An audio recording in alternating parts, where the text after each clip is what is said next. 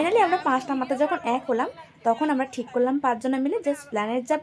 আর স্প্ল্যানেডে যাওয়ার আগে একটু আগে জলাহার করব, মানে লস্যি জুস যে যেমন পারে সেরকম খাওয়া দাওয়া করবো।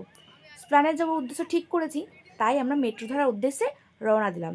এবং ব্লু লাইন গ্রিন লাইন সব লাইন ঠিকঠাক করে দেখে শুনে আমরা মেট্রো স্টেশনে উঠলাম। এর আগেও কিন্তু উঠেছি, কিন্তু বিশেষ করে এত মানে সবার 5 জনের এত বুদ্ধি যে আর তবু আমরা গন্ডগোল করেই ফেলছিলাম।